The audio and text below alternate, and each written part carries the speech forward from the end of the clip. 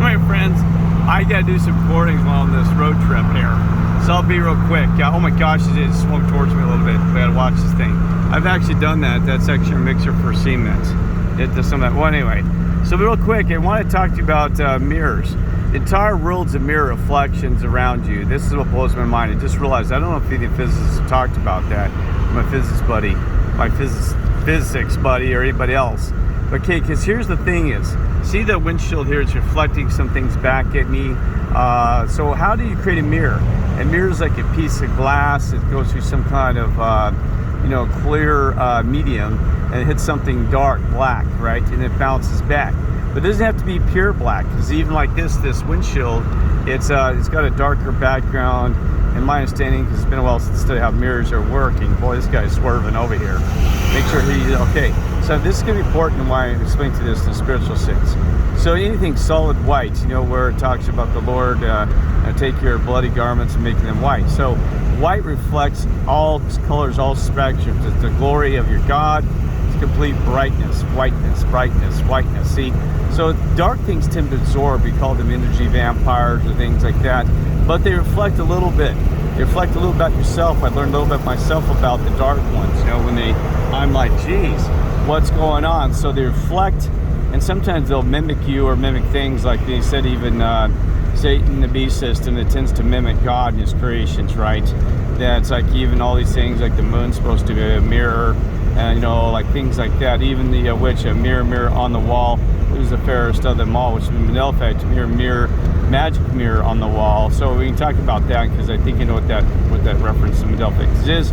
That's a different topic. So everything's a mirror. So this gets really weird, because even if you look at somebody's eyes, if you ever seen their eyes will actually reflect the world around them. So if you look at somebody's eyes, you can see like a flag or a star or things like that. So even eyes reflecting the world around. Some of it's absorbed through the iris and things like this. Now, why is this important? Because think about the spiritual analogies and mirrors. So like even that sign, it says these signs and stuff around, it's actually Florida, says exit 7. So that's how you exit to the Lord. Hey Lord, we're gonna exit. It says Scott exit 7. So actually it's not, so Scott 7. Well, anyway, now, so that's really cool, because think about that. So it's like even when somebody standing in front of you, there's a reflection of them, not only from their eyes, but also their body isn't 100% pure white reflection. So it's also not a generation of light waves. So that person's reflecting yourself. So, I used to tell somebody and tell people, because the guy told me this one time, a long story behind that. He said, go look in that mirror at night, and if you can't explain to people what you did during that day, or even yourself, said, did I do a good thing today? Look in that mirror, and if you can't see that person that's staring back at you and say, I tried my best and I was a good person, he said, you got an issue. Oh boy, that's true. That's true. Because think about it. You can't lie, that's the person looking right back into the mirror. Now, a lot of my people have told me this on the streets, that people are very spiritual. Another guy, veteran, he was handicapped in a wheelchair. I'm not trying to, the reason I bring that up, people are like, why do you bring that attention? Because he's no different. They're still a human being. Because he gave a lot for us. He is actually paralyzed from the neck down, and he said that's what keeps him going, that God sent him here for a mission, and he said, I'm going to keep on doing my job. And he said, I've almost died 7 times in Vietnam. He's a true warrior. He's also a spiritual warrior. He taught you a lot of truths, and just a great guy. Okay, so that's why I mentioned that, because he's a fighter, and fighters tend to bend on this. They fought through spiritual things, so they give you good advice, good wisdom. So he told me this. He said, Kirk, he said, I need you to go home and don't say a word. Just stare and look in that mirror. He said, take 5 minutes, 15 minutes, and just keep looking, and he goes, you're going to see something. And I've never actually done this. I don't know if you have. Tell me if you've actually just sat down and looked at yourself in the mirror. And I don't know what to expect. I mean, I should do this. I just don't have time, because I wonder what he meant. And there's also philosophers that hint towards that. They said, take your telephone, take some silence, and look in the mirror. Look in the mirror at yourself. And like even the witch, she's actually looking in the mirror, and she sees an apparition of some kind of, this guy, mirror on the wall, who's the fairest of them all, but it's that magic mirror on the wall, and that's changed. So think about that. So why isn't she seeing herself as a reflection of her? And then she gets angry. She says, what do you mean I'm not the fairest? Because the mirror might be telling the truth, that you're not fair in fairness, and that you're not the fairest of them all. And she gets mad. She's like, wait, I'm not the fairest? Who is it? Right? So, and so I don't know what's this magic mirror.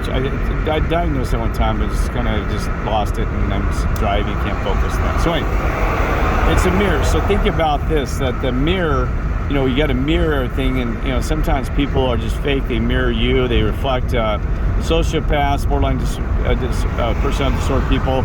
They just try to fit in, and they mirror things. See, all these people are just nothing but mirrors.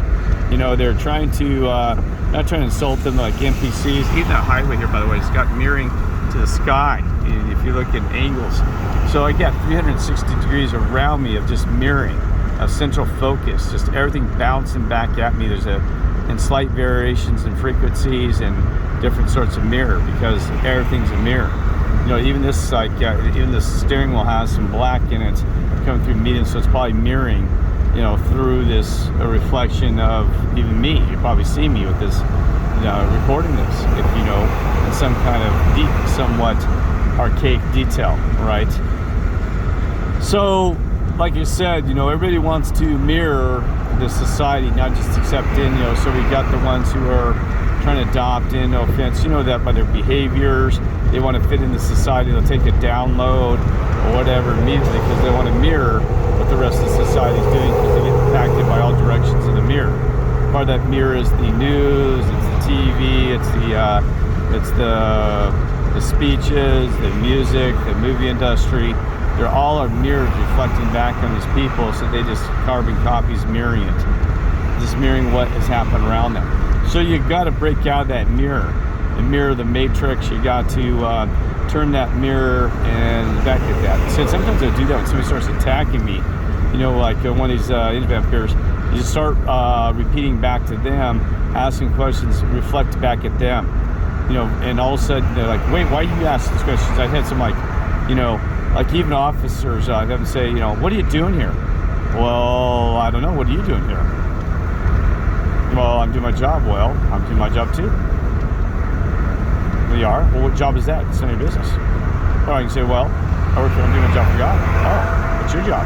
Anyway, so think about mirrors, and also the Jezebel spirit. They say that Jezebel, looked in the lake and saw the reflection in the mirror and said, I'm the most beautiful thing is.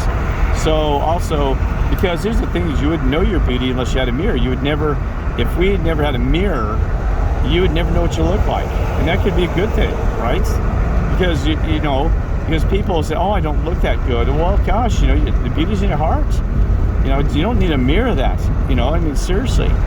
And I know that part of beauty is part of the, the physical of this material world and this and that. But, but if we have mirrors, you wouldn't know what you look like unless you look into a lake or something. You'd have no idea. You just have to go what people tell you. And that's the problem. That's what people do. They make other people explain how they are, what their behavior is, tell you what you should do. And, you're naughty when you're not, or, trying to influence you and direct you to, they're pushing you back to what they want to mirror you of, create you into what they want. They'll pull you down, drag you down. They don't want you to be successful or all these things, right? So there's a lot to that in the whole mirroring process, right? So even telescopes, even space, they have to use mirror technology because they can't take such a large grasping image of the, they have to fine tune to see a clear image of what's going on. So they actually use mirrors. The Hubble telescope and all these telescopes on Earth use large mirrors to gather the light. See what I'm saying? They're gathering light to get a better picture of what's going on. So that's kind of me. I discovered more about myself when everybody is looking at good people are mirroring back at me. There was other people that were nodding, kept pushing back at me. I said, who am I? Who is Kirk? Am I this good guy, bad guy? I said, why is everybody mirroring me? It's also called projection. Some people project onto you where project their personalities or behavior. They might, so if they're an alcoholic, I'm not insulting alcoholic people, by the way, they're saying, hey, you're an alcoholic or you're depressed. They're trying to project onto you. So not only they're mirroring their projection, they're projecting out to you to try to make you think that's who you are. It's called projection, okay? Now, this I'm going to tell you about. So if you have complete darkness, like in a cave that's completely dark, the one of the philosophers, I can't remember who said that when you're living in a complete cave of darkness and all you can hear is maybe a sound of other people, they said there's no such thing as a stranger in the darkness. Think about that. There's no such thing as a stranger in complete darkness. So put yourself in a cave, there's some other people, maybe you brothers and sisters there. You're not a stranger because we're looking, because we're so lonely and we're trying to find out who's in there, and we immediately don't think of them as a stranger. They're another person trapped in this dark cave with us. Oh my gosh, just on the highway, need to call that in. That is dangerous. You gotta be kidding me. All right, so I'm gonna have to let you go, folks. Gotta call that in.